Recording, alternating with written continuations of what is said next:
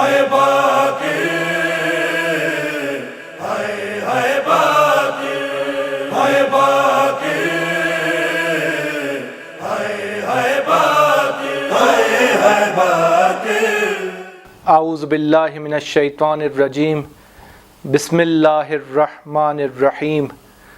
الحمد للہ الذی لیس لقضائہ دافع ولا لعطائہ مانع ولا کصنعہ صنع صانع، ثم الصلاۃ والسلام والتحیۃ والاکرام علی اشرف الانبیاء والمرسلین سیدنا و مولانا و مولا الثقلین سید الکونین جد الحسنین ابی القاسم محمد وعلی اہل بیتہ الطیبین الطاہرین المعصومین المظلومین المنتخبین المنتجبین المیامین ولعنۃ اللہ علی اعدائہم اجمعین، اما بعد فقد قال اللہ فی کتابہ الحکیم والفرقان المجید، اعوذ باللہ من الشیطان الرجیم، وما كان المؤمنون لينفروا كافة فلولا نفر من كل فرقة منهم طائفة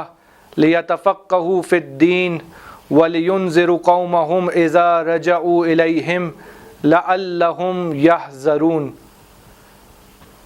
سب سے پہلے مجلس عزا کے آغاز میں تمام محسنین اسلام، تمام محسنین تشیع، تمام محسنین خوجہ جماعت اور خوجہ کمیونٹی کے لیے، تمام ان افراد کے لیے کہ جنہوں نے اس قوم، اس مذہب اور اس ملت کی خدمت کی، ایک دفعہ سورہ مبارکہ فاتحہ اور 3 دفعہ سورہ مبارکہ اخلاص کا تحفہ ان کی ارواح کے لیے عنایت فرما دے۔ رحم اللہ من قرأ الفاتحہ۔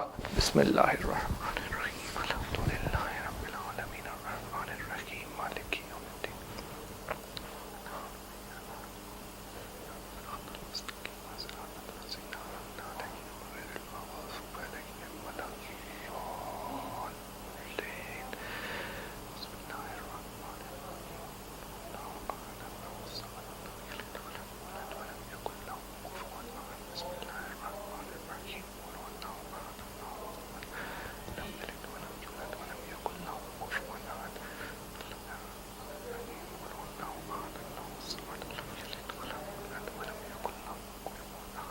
اللہم صلی علی محمد و آل محمد۔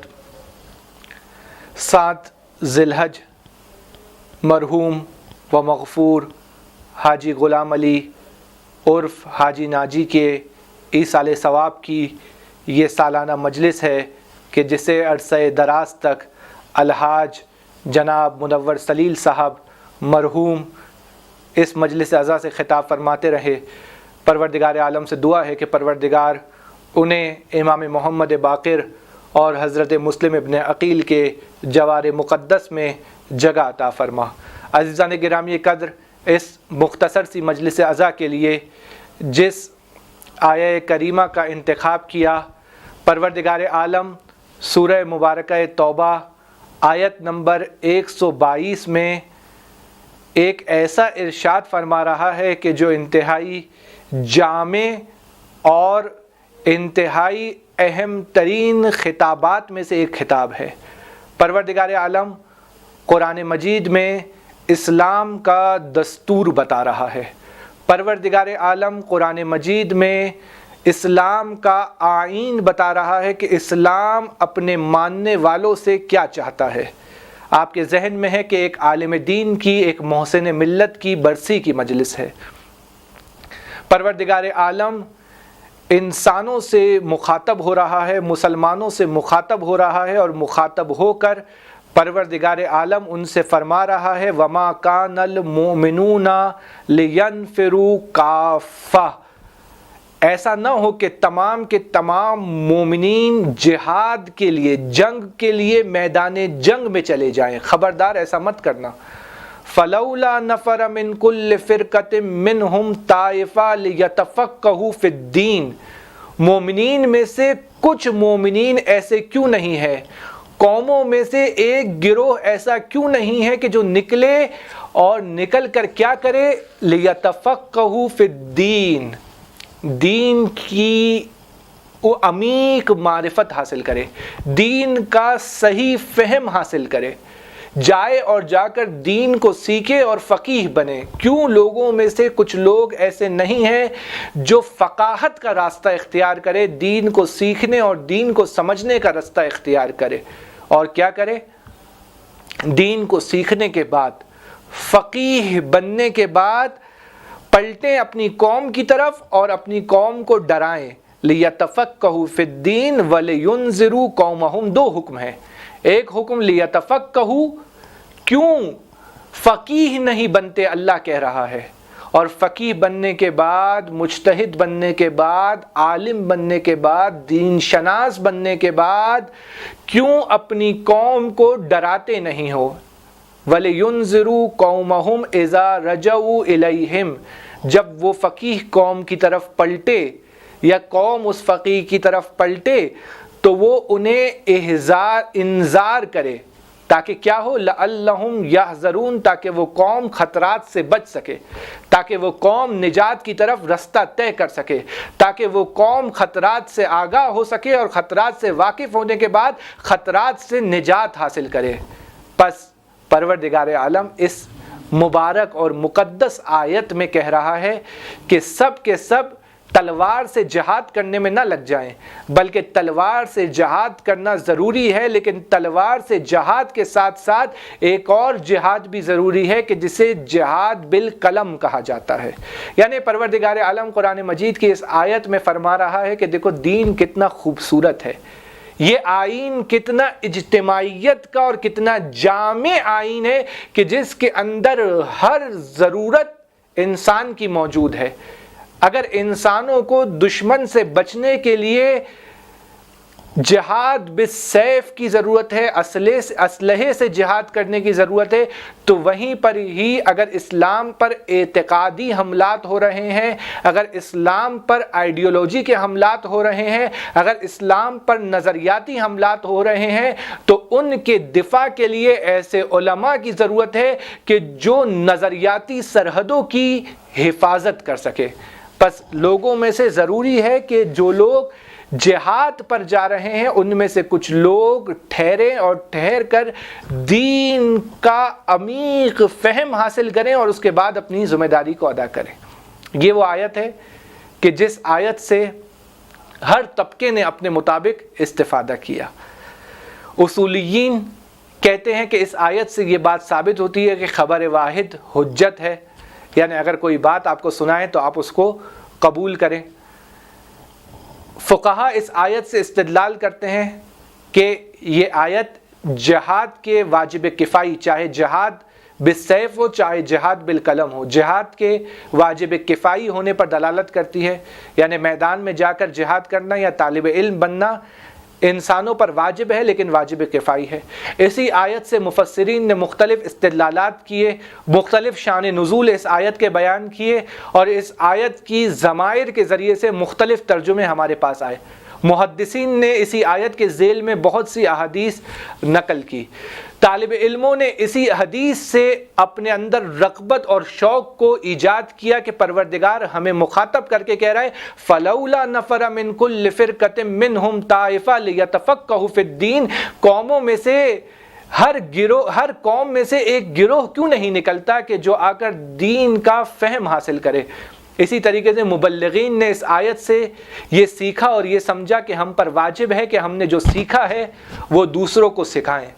اسی آیت سے وہ لوگ کہ جو اجتماعی کام کرنا چاہتے ہیں، معاشرے میں کوئی اچھائی ایجاد کرنا چاہتے ہیں، گروہی صورت میں، تنظیمی صورت میں کام کرنا چاہتے ہیں، وہ بھی اسی آیت سے استدلال کرتے ہیں کہ اللہ قرآن میں کہہ رہا ہے فَلَوْلَا نَفَرَ مِن كُلِّ فِرْقَةٍ مِّنْهُمْ طَائِفَةٌ لِيَتَفَقَّهُوا فِي الدِّينِ، قوموں میں سے ہر قوم میں سے ایک گروہ کیوں نہیں نکلتا، یعنی گروہی صورت میں، ایک ایسی صورت میں کہ جس کے اندر ایک منظم افراد ہوں کہ جو مل کر کسی ہدف اور کسی مقصد کے لیے کام کر رہے ہیں، اور وہ ہدف اور مقصد یہ ہے کہ پروردگار کی طرف لوگوں کو لایا جا سکے۔ اب اس آیت کے اندر کچھ گہرائیاں موجود ہے کہ جس کی طرف مفسرین نے اشارہ کیا۔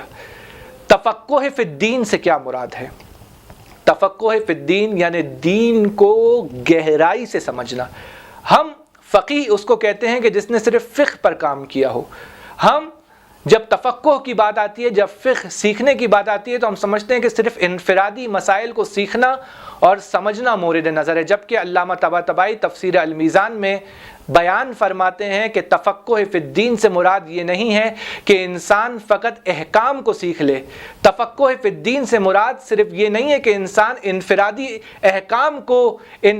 احکام کے فہم کو حاصل کر لے, بلکہ تفقہ فی الدین سے مراد یہ ہے کہ انسان دین کی جامع صورت کو پہچانے. اور اس کا استدلال کرتے ہیں علامہ طباطبائی صاحب تفسیر المیزان, اور کہتے ہیں کہ یہ بات کہاں سے سمجھ میں آ رہی ہے؟ یہ بات لینذروا سے سمجھ میں آ رہی ہے. اگر ایک عالم یہ چاہتا ہے وہ قوم کو انذار کرے, وہ قوم کو خطرات سے آگاہ کرے, وہ قوم کو کامیابی کی طرف لے کر جائے, وہ قوم کو دشمنوں کے شر سے بچائے اور پروردگار عالم کے رستے کی طرف قوم کی رہنمائی کرے, تو صرف اسے فقہ انفرادی کی ضرورت نہیں ہے, بلکہ اس کو دین کی جامع شناخت ہونی چاہیے. اسے قرآن آنا چاہیے, اسے حدیث آنی چاہیے, اسے تاریخ آنی چاہیے, اسے فقہ آنی چاہیے, اسے اخلاق آنے چاہیے, اسے دین کی وہ جامع صورت اور جامع شکل معلوم ہونی چاہیے کہ جس پر عمل کر کر انسان نجات کے رستے تک پہنچ سکتا ہے. جب تک یہ نہیں ہوگا انسان نجات کا رستہ طے نہیں کر سکتا. اسی موقع پر انذار کے بارے میں آیت اللہ جوادی عاملی تفسیر تسنیم میں بیان کرتے ہیں کہ انسان اس وقت تک انذار نہیں کر سکتا. انذار یعنی کیا؟ ظاہری معنی ہم تبشیر کے مقابلے میں انذار کو لیتے ہیں. بشارت یعنی خوشخبری دینا, انذار یعنی ڈرانا. بشیر یعنی خوشخبری دینے والا, نذیر یعنی کہ ڈرانے والا. لیکن یہ ڈرانا کس سے ڈرانا؟ یہ ڈرانا یعنی خطرات سے آگاہ کرنا ایک قوم کو. لینذروا یعنی خطرات کو سمجھنا اور پھر ان خطرات سے قوم کو آگاہ کرنا اور ان کا علاج, ان کی دوا, ان کا درمان لوگوں کے سامنے پیش کرنا. یعنی اس کو تشخیص دینا کہ مشکل کہاں پر ہے اور پھر اس مشکل کا راہ حل اور راہ نجات قوموں کو دینا. یہ ایک مبلغ کی, یہ ایک عالم کی, یہ ایک دین شناس کی ذمہ داری ہے. لیکن یہیں پر ہی یہ بھی سمجھ میں آتا ہے کہ تفقہ تبلیغ پر مقدم ہے, دین کو سمجھنا, دین کو سمجھانے پر مقدم ہے. دین کو سیکھنا پہلا مرحلہ ہے, دین کو سکھانا دوسرا مرحلہ ہے. اس وقت مشکل پیش آئے گی جب دین کو سکھانے والا خود دین کو صحیح نہ سمجھا ہو. اسی آیت سے یہ بات ثابت ہوتی ہے, لِيَتَفَقَّهُ فِي الدِّينِ وَلِيُنذِرُ قَوْمَهُمْ. پہلے دین کو سمجھے, اس کے بعد دین کو سمجھائے. پہلے خود سیکھے پھر دوسروں کو سکھائے. پہلے خود اس بات کو ہضم کرے, اس کے بعد لوگوں کو سکھائے. آیت اللہ جوادی عاملی تفسیر تسنیم میں اشارہ کرتے ہیں کہ خطابت انذار نہیں ہے, درس دینا انذار نہیں ہے, تعلیف کرنا اور کتاب لکھنا انذار نہیں ہے, بلکہ یہ تقریر, یہ مجلس, یہ خطابت, یہ تعلیف, یہ تدریس, یہ تقریر, یہ سب کچھ مقدمہ ہے انذار کے لیے. انذار وہ کرے گا جو خود ڈرا ہوا ہو, جس کے دل میں خود خدا کا خوف ہوگا, وہی دوسروں کو خدا کا خوف دلا سکتا ہے. جب انسان کے دل میں خدا کا خوف نہ ہو تب تک وہ کسی اور کو خوف خدا نہیں دلا سکتا. عزیزان گرامی قدر, یہ ایک فقیہ کی اہمیت ہے اور یہ تفقہ کی اہمیت ہے. آج کا دن شہادت حضرت امام محمد باقر علیہ السلام, باقر العلوم آل محمد علیہ السلام کی شہادت کا دن تھا. امام باقر اسی تفقہ کے بارے میں وہ جملہ ارشاد فرما رہے ہیں جو فقہ کی اہمیت کو بیان کرتا ہے, جو فقیہ کی اہمیت کو بیان کرتا ہے, جو تفقہ کی اہمیت کو بیان کرتا ہے. جب فقہ کہا جا رہا ہے تو اس سے مراد انفرادی مسائل اور احکام نہیں ہے. فقہ یعنی دین شناسی, تفقہ یعنی دین کو پہچاننا, فقیہ یعنی دین شناس جو دین کو پہچانتا ہو. امام باقر فرماتے الکمالو کل الکمال التفقہ فی الدین. اگر کمال دیکھنا چاہتے ہو، نہیں کمال نہیں، تمام کمال، یعنی کمال کی معراج دیکھنا چاہتے ہو، اگر کمال کو اپنے اتم میں درجے پر دیکھنا چاہتے ہو، اگر کمال کو بے صورت کمال دیکھنا چاہتے ہو، الکمال کل الکمال، تمام کا تمام کمال یہ ہے کہ انسان دین کو سیکھے، انسان دین کو سمجھے۔ پیغمبر نے بھی اسی بات کی طرف اشارہ کیا، ما عبد اللہ بشیء افضل من فقہ فی الدین، ما عبد اللہ بشیء، اللہ کی عبادت کسی بھی چیز کے ذریعے سے اس طرح نہیں کی گئی کہ جس طریقے سے فقہ کے ذریعے سے اللہ کی عبادت کی گئی۔ یعنی دین کو سمجھنا اللہ کی سب سے بڑی عبادت ہے، دین کو سمجھنا وہ عبادت ہے کہ اس سے بڑی کوئی عبادت نہیں ہے، دین کو سمجھنا وہ اطاعت ہے کہ جس سے بڑی کوئی اطاعت نہیں ہے، دین کو سمجھنا وہ مقام ہے جس سے بڑا کوئی مقام نہیں ہے۔ حضرت امام جعفر صادق علیہ السلام ارشاد فرماتے ہیں، حدیثوں کی ایک طولانی فہرست ہے ائمہ طاہرین سے تفقہ کی اہمیت پر، دین کو سمجھنے کی اہمیت پر، دین کو سیکھنے کی اہمیت پر، جن کا خلاصہ آپ کی خدمت میں پیش کر رہا ہوں۔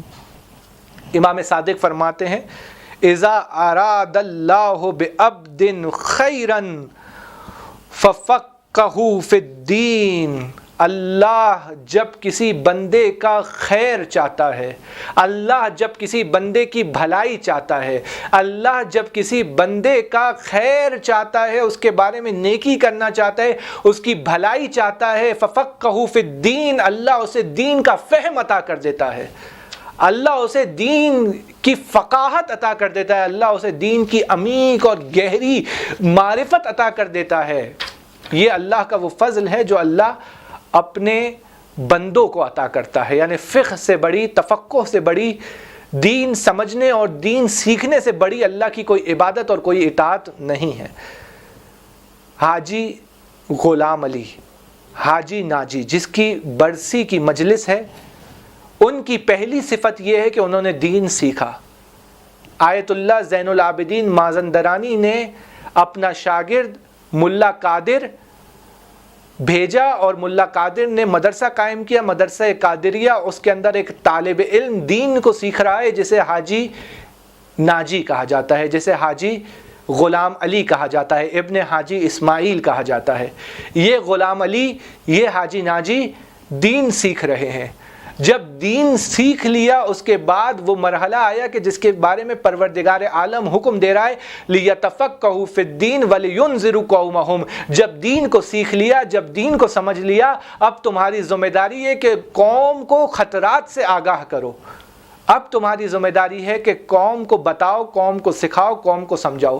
حاجی ناجی صرف پہلے مرحلے پہ آ کر رکے نہیں، بلکہ حاجی ناجی دین کو سیکھنے کے بعد دل میں درد ہے، احساس ذمہ داری ہے، اور اب نکل پڑے تبلیغ کے لیے۔ کس طرح تبلیغ کی ہے؟ اس طرح حاجی ناجی نے تبلیغ کی ہے کہ ایک گاؤں سے دوسرے گاؤں اگر تبلیغ پر جانا ہے، ایک مجلس پڑھنے جانا ہے، تو بیل گاڑی میں بیٹھ رہے ہیں، اور بیٹھنے کے بعد ایک مقام سے دوسرے مقام پر تبلیغ کے لیے جا رہے ہیں، دین سکھانے کے لیے جا رہے ہیں۔ اور جب وہاں پر پہنچ رہے ہیں تو وہاں پر پہنچنے کے بعد ایسا نہیں ہے کہ صرف درس دے رہے ہیں، ان کی صرف معنوی غذا فراہم کر رہے ہیں، ان کی صرف معنوی رزق فراہم کر رہے ہیں، نہیں، پہلے ان کی مادی ضروریات کو پورا کر رہے ہیں۔ اگر کہیں پر مجلس پڑھنے جا رہے ہیں تو اپنے ساتھ نیاز لے کر جا رہے ہیں، اپنے ساتھ نظر کا انتظام کر کے جا رہے ہیں۔ وہاں پر پہنچنے کے بعد اگر دیکھتے ہیں کسی مومن کو کوئی مشکل ہے، کوئی پریشانی ہے، تو جا کر اس کی مشکل، اس کی پریشانی، اس کے درد، اس کے غم کو دور کر رہے ہیں۔ یہ ہے حاجی ناجی۔ ناجی کا مطلب نجات دینے والا، جو دنیا اور آخرت میں قوم کو نجات دے اسے حاجی ناجی کہا جاتا ہے، جو قوم کو خطرات سے نجات دے اسے حاجی ناجی کہا جاتا ہے، جو قوم کو حق کے رستے کی طرف لے کر آئے اسے حاجی ناجی کہا جاتا ہے۔ حاجی ناجی وہ شخصیت کہ جس نے کھوجہ کمیونٹی کے اندر اس طرح تبلیغ کی کہ کھوجہ کمیونٹی اسماعیلیت سے باہر آ گئی، کھوجہ کمیونٹی دوسرے فرق مذاہب سے باہر آ گئی اور حق اور حقیقت کی پیرو ہو گئی اور شیعہ اثنا عشری کہلانے لگے۔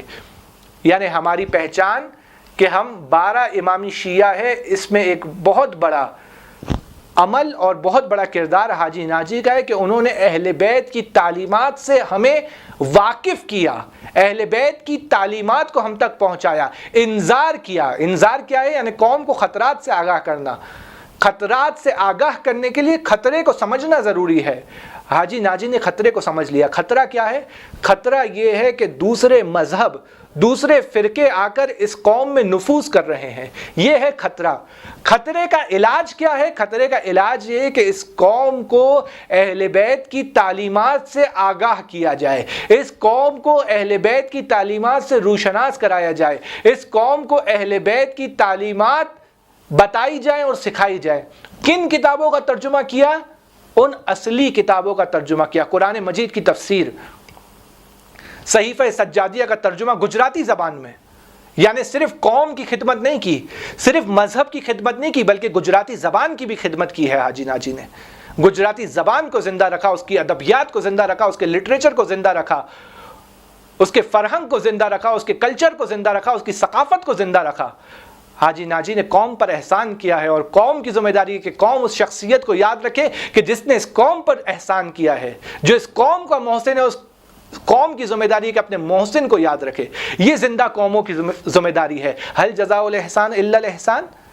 کیا احسان کا بدلہ احسان کے سوا کچھ اور ہو سکتا ہے؟ یہ تو اللہ قرآن میں کہہ رہا ہے نا، اگر کسی نے مجھ پر احسان کیا ہے، اگر کسی نے میری اولاد پر احسان کیا ہے، اگر کسی نے میری نسلوں پر احسان کیا ہے، تو وہ حاجی ناجی ہے کہ جس نے مجھے اسماعیلیت اور آقا خانیت سے اثنا عشری حق کا مذہب دیا ہے، مذہب حقانیت کی تبلیغ کی ہے، مذہب حق کو بیان کیا ہے، ان کتابوں کو، ان مواد کو، ان لٹریچر کو کہ جو عربی زبان میں موجود تھے میری زبان میں لے کر آئے، تاکہ میرے دادا، میرے نانا، میرے بابا، اسی طریقے سے وہ قوم کی بزرگ شخصیات کے جو اس وقت گجراتی زبان سے واقف تھی، وہ دین سے واقف ہو سکے، وہ فقہ سے واقف ہو سکے، وہ اخلاق سے واقف ہو سکے، وہ تفسیر سے واقف ہو سکے، وہ حدیث سے واقف ہو سکے۔ اگر یہ ترجمے نہیں ہوتے تو کہاں ہمارے دادا اور پردادا مذہب اہل بیت سے واقف ہوتے؟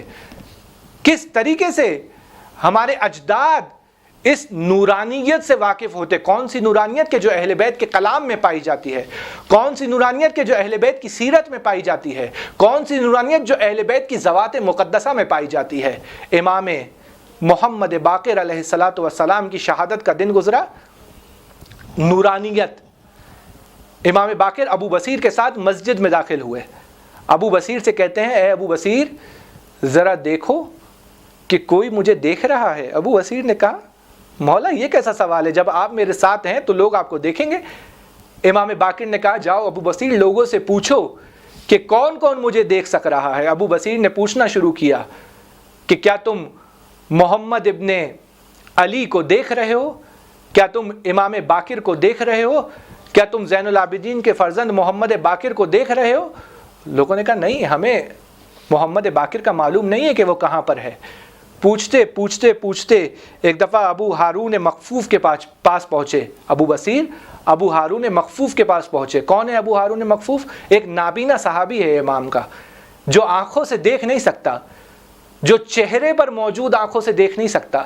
ایک دفعہ ابو بصیر اس کے پاس پہنچے اور پہنچ کر پوچھتے ہیں کہ کیا زین العابدین کے فرزند محمد باقر کو تم نے دیکھا؟ ابو ہارون مخفوف کہتے ہیں کہ اگر محمد باقر کو نہیں دیکھا تو کس کو دیکھا؟ وہ نورانیت جو نظر آ رہی ہے، وہ نور جو نظر آ رہا ہے، وہ نور کے جو درخشاں ہے، وہ نور کے جس کی نورانیت سب پر عیاں ہے، وہ نور کسی اور کا نور نہیں، وہ نور محمد باقر علیہ الصلوۃ والسلام کا نور ہے، وہ نور میرے امام کا نور ہے، وہ نور فرزند رسول کا نور ہے، وہ نور زین العابدین کے بیٹے کا نور ہے، وہ نور امام حسین کے پوتے کا نور ہے، وہ نور محمد باقر علیہ الصلوۃ والسلام کا نور ہے۔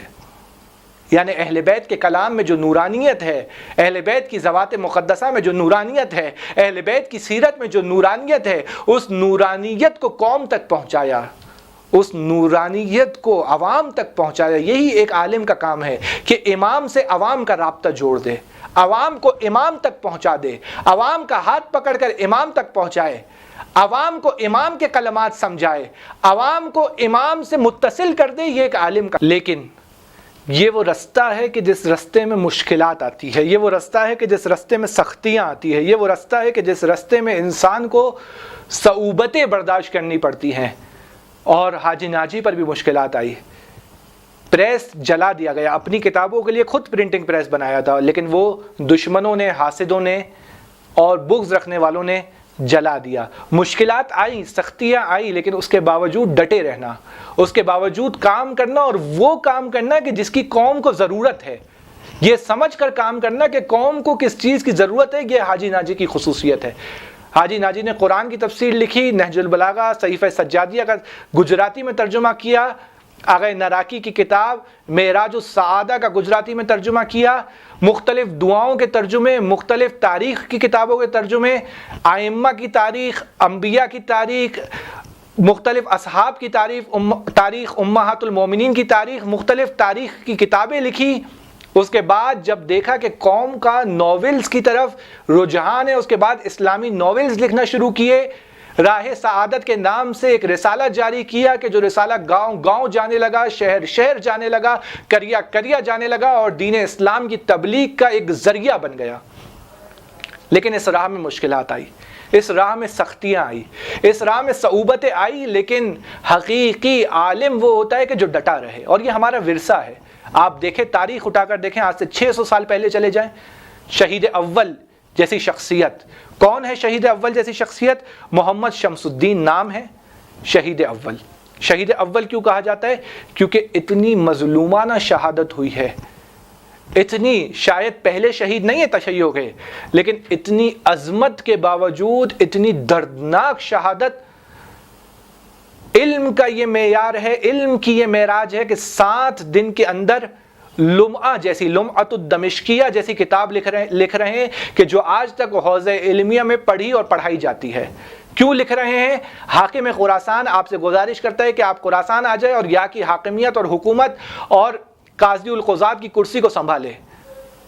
شہید اول کسی بھی وجہ سے انکار کر دیتے ہیں، لیکن کہتے ہیں کہ میں اپنا رسالہ بھیجوں گا، میں مکتب تشیع کی فقہ کی ایک ایسی کتاب بھیجوں گا جو مختصر بھی ہو، جو جامع بھی ہو، اور جو موجز بھی ہو اور مکمل بھی ہو. ایک ایسی کتاب بھیجوں گا. شہید اول نے 7 دن کے اندر لمعہ لکھی، اللمعۃ الدمشقیہ. جب لمعہ لکھ رہے تھے تو شہید اول کو یہ فکر تھی، یہ پریشانی تھی کہ اتنے لوگ جو میرے پاس آتے ہیں اور میرا مراجعہ ہے، اور میں جو لوگوں کے پاس جاتا ہوں، یہ میں کس طریقے سے لکھ سکوں گا. شہید ثانی اپنی شرح میں لکھتے ہیں کہ یہ شہید اول کی کرامت ہے. شہید اول نے دعا کی اور 7 دن تک شہید اول کے دروازے پر کوئی نہیں آیا. وہ عالم، وہ فقیہ کہ جسے ملجأ الشیعہ کہا جاتا ہے، ملجأ المومنین کہا جاتا تھا، یعنی مومنین کی مدد کرنے والے، مومنین کی پناہ گاہ. ایک ایسا وقت آ جاتا ہے کہ اللہ سے دعا کرتے ہیں کہ اے پروردگار، میں یہ کتاب لکھنا چاہتا ہوں، میں یہ کتاب کو مکمل کرنا چاہتا ہوں، پروردگار میری مدد فرما. پروردگار مدد فرماتا ہے. 7 دن تک آپ کے دروازے پر کوئی نہیں آتا. ایک وجہ تو یہ ہے کہ مراجعات کی وجہ سے، رجوع کی وجہ سے اور ملاقات کی وجہ سے شاید کتاب لکھنے کی فرصت نہ ہو، اور ایک علت یہ ہے کہ تقیہ کی زندگی گزار رہے ہیں. کہیں ایسا نہ ہو کہ کوئی آ کر معاند یا کوئی حاسد آ کر شکایت کر دے کہ فقہ شیعہ کو شہید اول مرتب کر رہے ہیں. لکھنا شروع کیا. اور لکھتے کون ہے شہید اول؟ اس سے تو آپ واقف ہیں کہ کوئی اس زمانے کا ایسا شیعہ سنی عالم نہیں ہے کہ جو شہید اول کی شاگردی پر فخر کرتا ہو. کوئی ایسا شیعہ سنی عالم نہیں ہے جو اگر شہید اول سے اس کو اجازت مل جائے اور حدیث نقل کرنے کی اجازت مل جائے تو اس کو اپنے لیے فخر سمجھے، اس کو اپنے لیے سر کا تاج سمجھے. ہر عالم کی یہ خواہش ہے کہ شہید اول کی خدمت میں حاضر ہو. شیعہ سنی عالم فرق نہیں پڑتا. اتنی عظمت کے باوجود شہید اول کے اوپر کیا ظلم ڈھایا گیا؟ شکایت کی گئی. شکایت کرنے کے بعد شہید اول کو زندان میں ڈال دیا گیا. شہید اول سے کہا گیا کہ تم رافضی ہو اور فلاں ہو اور فلاں ہو اور توبہ کرو، اور تم نے یہ کیا ہے اور تم اس سے توبہ کرو. شہید اول اگر توبہ کر لیں یعنی انہوں نے جرم کیا ہے، یعنی اقرار جرم. شہید اول نے کہا میں نے جرم نہیں کیا جس کی میں توبہ کروں. کہتے ہیں شہید اول کو قتل کر دیا گیا. قتل کرنے کے بعد دار پر لٹکا دیا گیا، سولی پر چڑھا دیا گیا. سولی پر چڑھانے پہلے قتل کیا گیا، پھر سولی پہ چڑھایا گیا، لٹکا دیا گیا. لٹکانے کے بعد آپ کو سنگسار کیا گیا، پتھر مارے گئے. پتھر مارنے کے بعد آپ کے جسد مطہر کو آگ لگا دی گئی، جلا دیا گیا، راکھ اڑا دی گئی، قبر موجود نہیں ہے. اتنی بڑی اور عظیم شخصیت جس کی قبر موجود نہیں ہے، لیکن پروردگار نے کیا اجر دیا استقامت کا؟ اگر ظاہری طور پر دنیا میں آج ان کی قبر موجود نہیں ہے، لیکن طالب علموں کے دلوں میں وہ زندہ ہیں. جو فقہ پڑھنا چاہتے ہیں، پڑھانا چاہتے ہیں، ان کے دلوں میں شہید اول کا احترام موجود ہے، شہید اول کی کتاب کا احترام موجود ہے. آج بھی اس کو پڑھنا اور پڑھانا ایک طالب علم اپنے لیے فخر سمجھتا ہے، اپنے لیے افتخار کا باعث سمجھتا ہے. شہید ثانی کی مثال دیکھیں. شہید ثانی وہ عالم ہیں کہ جو چاروں فقہوں پر اس طرح عبور رکھتے ہیں کہ جس طرح اسی فقہ کے عالم ہو، چاہے فقہ شافعی ہو، چاہے حنفی ہو، چاہے مالکی ہو، چاہے فقہ جعفری ہو، چاہے دیگر فقہ ہو، ہر فقہ پر اس طرح احاطہ رکھے ہوئے ہیں کہ جیسے اسی فقہ کے عالم ہیں. ہر طبقہ اور ہر عالم آ کر آپ سے مسئلہ پوچھتا ہے، آپ سے علم حاصل کرنا چاہتا ہے. قاضی القضات کو 18 دنوں کے اندر ایک رسالہ بھیجا، جس رسالے کو 10 عنوانات کے ذیل میں ترتیب دیا گیا، یعنی اس رسالے میں 10 عناوین کو ترتیب دیا گیا.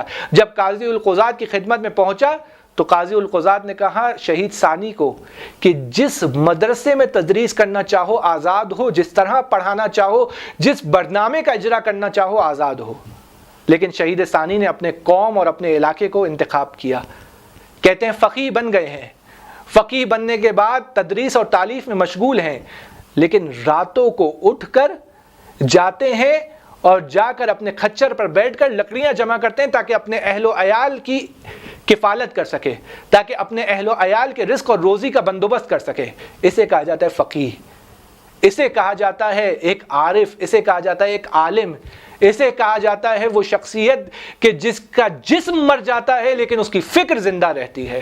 اسے کہا جاتا ہے وہ فقیہ کہ جس کا ظاہری جسم مٹ جاتا ہے لیکن اس کے نظریات باقی رہتے ہیں، اس کے افکار باقی رہتے ہیں، اس کا کردار باقی رہتا ہے. اس کا وجود ظاہری طور پر ختم ہو جاتا ہے لیکن اس کے نظریات ہمیشہ ہمیشہ کے لیے باقی رہتے ہیں، اس کے افکار ہمیشہ ہمیشہ کے لیے باقی رہتے ہیں، اس کے نظریات ہمیشہ ہمیشہ کے لیے باقی رہتے ہیں، اس کی فکر ہمیشہ ہمیشہ کے لیے باقی رہتی ہے، اس کا خلوص ہمیشہ ہمیشہ کے لیے باقی رہتا ہے. طالب علموں کے سینوں میں زندہ رہتے ہیں. کتنی زحمتیں اٹھائی شہید ثانی نے، کتنی مشقتیں اٹھائی شہید ثانی نے، کتنی مشکلات برداشت کی شہید ثانی نے. زین الدین نام ہے آپ کا اور مشکلات کتنی اٹھا رہے ہیں، یعنی واقعاً اسلام کے لیے زینت بن رہے ہیں. کتنی مشکلات اٹھا رہے ہیں. دمشق کا سفر آپ نے کیا، عراق کا سفر آپ نے کیا، طلب علم کے لیے، قصب علم کے لیے، قصب معرفت کے لیے دمشق گئے. کہاں پر رہتے ہیں؟ جبل عامل میں رہتے ہیں، لبنان میں. اٹھ کر دمشق گئے، قصب علم کیا. عراق گئے، قصب فیض کیا. مکہ اور مدینہ گئے، حصول علم کیا.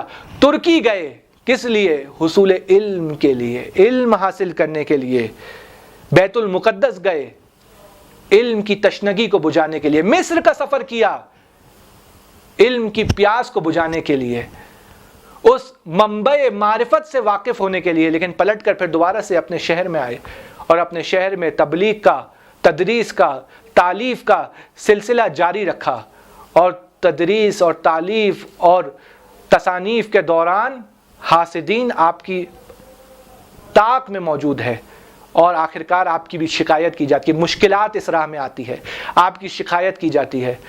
وہ عالم، وہ فقیہ کہ جو مذہب اور مکتب کی قید سے بالاتر ہو کر انسانیت کی خدمت کرنا چاہتا تھا، حج کے سفر پر ہے.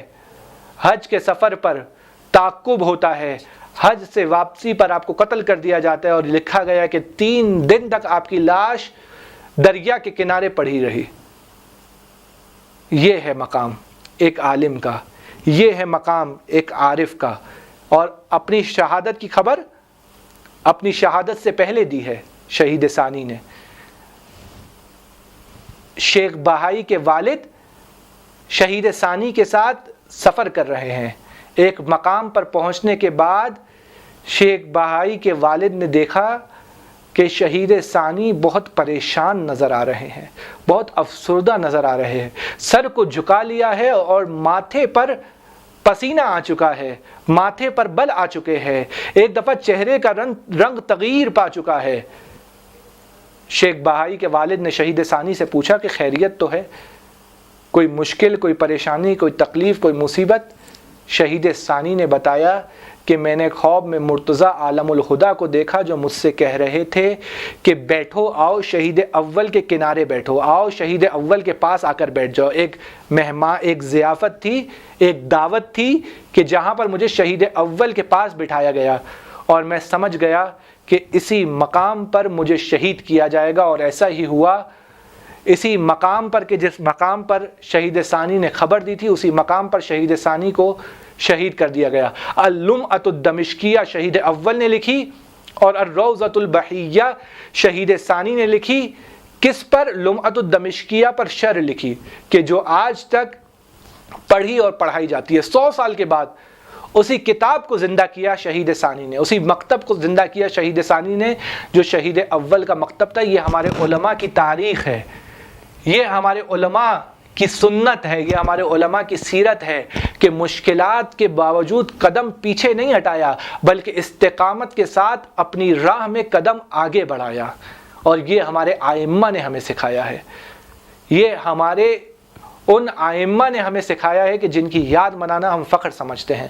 آج امام باقر کی شہادت کا دن گزرا، وہ ذات کے جسے کہا جاتا ہے باقر العلم النبیین، یعنی نبیوں کے علم کو آشکارا کرنے والی ذات امام محمد باقر علیہ الصلوۃ والسلام کی ذات ہے۔ یعنی نبیوں کے علم کے وارث کو محمد باقر کہا جاتا ہے۔ جو نبیوں کے علم کا وارث ہو اسے محمد باقر کہا جاتا ہے۔ کہتے ہیں کہ امام کے ایک صحابی ہیں، امام کے دروازے پر حاضر ہوتے ہیں، لیکن دیکھتے ہیں کہ سب امام کے در پر جا رہے ہیں، حتیٰ فرق مخالفہ کے افراد، مختلف فرقوں کے افراد امام باقر کی خدمت میں جا سکتے ہیں، لیکن میں امام باقر کی خدمت میں نہیں جا سکتا، جو امام کا حقیقی شیعہ ہوں، امام کا حقیقی ماننے والا ہوں، امام کا حقیقی چاہنے والا ہوں۔ سب امام باقر علیہ السلام کے پاس جا سکتے ہیں، لیکن میں امام باقر کے پاس نہیں جا سکتا۔ حتیٰ فرق مخالفہ کے افراد امام باقر کی خدمت میں قصب فیض کر رہے ہیں، مختلف وہ فرق ضالہ کہ جن کا امامت سے کوئی تعلق نہیں ہے، وہ امام باقر کے پاس جا رہے ہیں، لیکن میں امام کے پاس نہیں جا سکتا۔ بہت ناراحت ہوا، مجھے امام کے پاس جانے کی اجازت کیوں نہیں ملتی؟ اپنے گھر آیا اور اسی سوچ اور اسی فکر میں تھا کہ شاید مجھ سے کوئی غلطی ہو گئی ہے، شاید مجھ سے کوئی خطا ہو گئی ہے، شاید مجھ سے کچھ ایسا کام ہو گیا ہے جس کی وجہ سے امام مجھے آنے کی اجازت نہیں دے رہے۔ ایک دفعہ اسی سوچ میں مشغول تھا کہ امام کا خادم دروازے پر آتا ہے۔ امام کا خادم دروازے پر آ کر کہتا ہے تمہیں امام باقر نے طلب کیا ہے۔ میں خوش ہو گیا، امام کے دولت قدے پر پہنچا، دق الباب کیا، حاضر خدمت ہوا۔ امام نے مجھے دیکھ کر کہا کس کا مقابلہ کس سے کر رہے ہو؟ کہاں وہ لوگ اور کہاں تم؟ ہمیں تمہاری جان کی پرواہ ہے، ہمیں تمہاری جان کی فکر ہے، اس لیے ہم تم سے ملاقات نہیں کر رہے، اس لیے ہم تم سے نہیں مل رہے، کیونکہ ہم تم سے محبت کرتے ہیں۔ یہ امام باقر ایک اپنے شیعہ سے محبت کر رہے ہیں، یہ امام باقر ایک اپنے ماننے والے سے محبت کر رہے ہیں اور تقاضا کر رہے ہیں کہ امامت کے لیے قدم اٹھائیں اور امامت کے لیے کام کریں اور امامت کے لیے کوشش کریں، اس طرح کہ امام باقر ہم سے اور آپ سے بھی اسی طرح محبت کریں جس طرح اپنے ایک ماننے والے صفوان ابن یحییٰ سے امام محبت کر رہے ہیں۔ یہ امام کا تقاضا ہے ہم سے اور آپ سے، اور یہ ہم اور آپ کر سکتے ہیں۔ یہ امام باقر علیہ السلام کا زمانہ ہے کہ جس زمانے میں امام پر اتنی سختیاں ہیں اور اتنی کڑی نظر رکھی گئی ہے کہ امام اپنے چاہنے والوں سے اور اپنے ماننے والوں سے بھی ملاقات نہیں کر سکتے، اور انہی سختیوں کے دوران اس زمانے کے بادشاہ، اس زمانے کے خلیفہ، اس زمانے کے ظالم اور جابر ہشام ابن عبد الملک نے امام کو شام طلب کیا۔ یہ امامت پر ظلم و ستم کا وہ عظیم دروازہ تھا کہ جو امام کی شہادت پر منتہی ہوا۔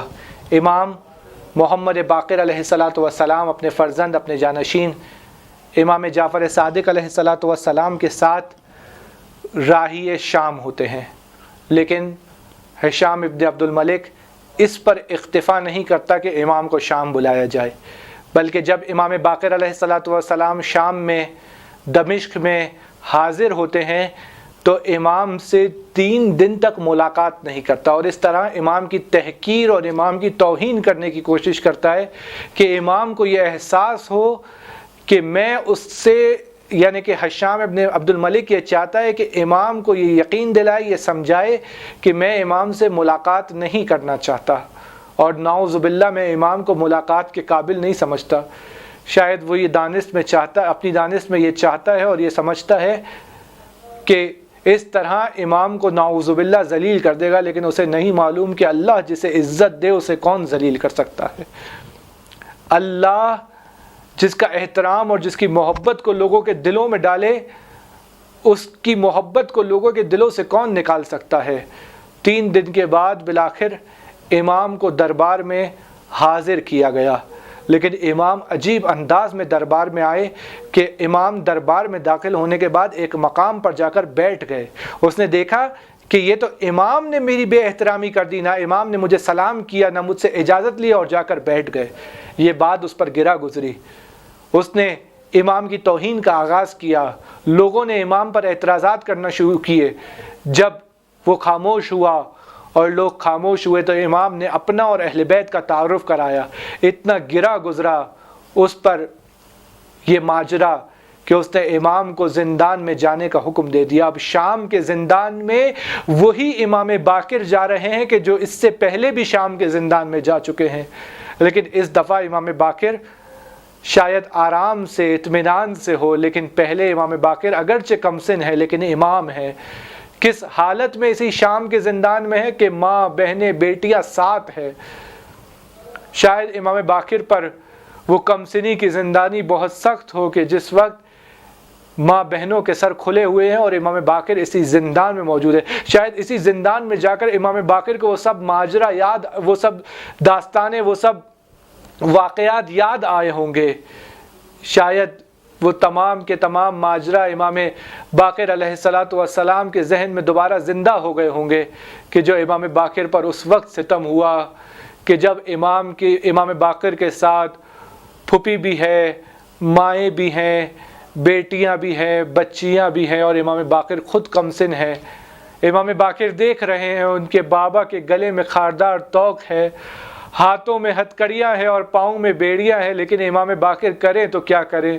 اور امام باقر کو جب رہائی کا حکم ملا تو امام باقر کو وہ منظر بھی یاد آیا ہوگا کہ جب سن 61 ہجری میں اسی شام سے رہائی کا حکم ملا تھا، اور جب ہم سب جا رہے تھے لیکن سب مڑ مڑ کر زندان کی طرف دیکھ رہے تھے۔ کیوں سب مڑ مڑ کر زندان کی طرف دیکھ رہے تھے؟ اس لیے کہ زندان میں ایک بچی کو چھوڑ کر جا رہے تھے، اسی بچی کو زندان میں چھوڑ کر جا رہے تھے کہ جس بچی کو مدینے جانے کا بہت دل چاہتا تھا، جس بچی کو اپنے باپ کے پاس جانے کا بڑا اشتیاق تھا، وہی بچی شام کے زندان میں رہ گئی۔ بس ارباب عزا، وہ وقت آیا کہ جب امام باقر کی زین پر زہر کو مل دیا گیا۔ جب امام باقر اپنے راہوار پر سوار ہوئے، امام کی رانوں میں زہر مل دیا گیا، امام کی رانیں زہر سے مس ہوئی، اور اس کے بعد امام علیہ السلام کے جسم میں زہر نے سرایت کرنا شروع کی۔ ایک وہ وقت آیا جب امام باقر علیہ السلام بستر علالت پر موجود ہیں اور اپنے گھر والوں کو وصیتیں کر رہے ہیں، اور وصیتیں کرتے کرتے امام باقر علیہ السلام اب تاب نہ لا سکے، اور ایک دفعہ آواز بلند ہوئی، انا للہ وَإِنَّا إِلَيْهِ رَاجِعُونَ عَلَا وَلَعْنَةُ اللَّهِ عَلَى الْقَوْمِ الظَّالِمِينَ سَيَعْلَمُ الَّذِينَ ظَلَمُوا أَيَّ مُنْقَلِبٍ يَنْقَلِبُونَ۔ پروردگار ہماری اس حقیر سی عبادت کو اپنی بارگاہ میں قبول فرما۔ پروردگار تجھے واسطہ محمد اور آل محمد کا حاجی ناجی کی روح کو اس مجلس کا ثواب ایصال فرما۔ پروردگار واسطہ محمد اور آل محمد کا جو محسنین ملت اس ملت کے لیے، اس قوم کے لیے خدمتیں انجام دے رہے ہیں، خصوصاً وہ مومنین جو اس قوم کے لیے خدمت انجام دے کر مرحوم ہو چکے ہیں، خصوصاً الحاج منور سلیل کی روح کی مغفرت فرما۔ پروردگار واسطہ محمد اور آل محمد کا امام زمانہ کے ظہور میں تعجیل فرما۔ ہم سب کو مولا کے ناصروں میں، مددگاروں میں، انتظار کرنے والوں میں شامل فرما برحمتک یا ارحم الراحمین۔ وصلی اللہ علی محمد وآلہ الطیبین الطاہرین۔ ہائے باقر